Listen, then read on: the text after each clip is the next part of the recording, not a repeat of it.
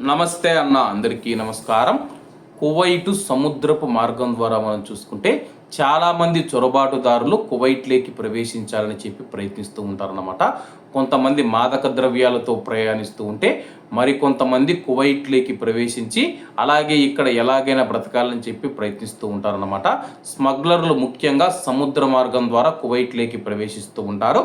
ఈ నేపథ్యంలో కువైట్ ప్రాదేశిక జలాల్లోకి చొరబాటు యత్నాన్ని భగ్నం చేసినట్లు అధికారులు తెలిపారు.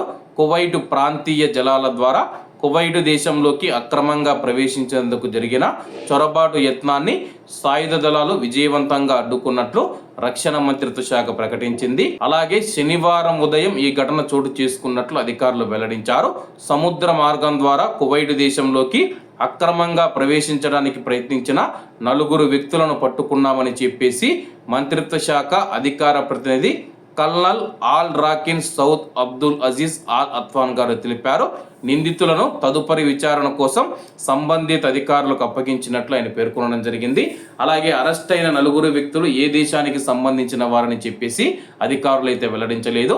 అలాగే కువైట్ సముద్రం పైన నిఘా 24 గంటలు ఉంటుందని చెప్పేసి కోస్ట్ గార్డ్ అధికారులు కానీ సిబ్బంది కానీ 24 గంటలు కువైట్ ప్రాదేశిక జలాలలో ఏమి జరుగుతుందని చెప్పేసి నిశ్చితంగా పరిశీలిస్తాము. ఏవైనా మాకు అనుమానాస్పదంగా కనిపిస్తే కానీ వెంటనే అక్కడికి వెళ్ళి చట్టపరమైన చర్యలు తీసుకుని ఆ యొక్క వ్యక్తులను అదుపులోకి తీసుకుంటూ ఉన్నాము. ఇటీవల కాలంలో ఇరాన్ కావచ్చు లేకపోతే ఇతర దేశాల నుంచి కువైట్లోకి వస్తే చొరబాటుదారులు ఎవరైతే ఉన్నారో వాళ్ళని అడ్డుకుంటూ ఉన్నట్లు అధికారులు తెలిపారు.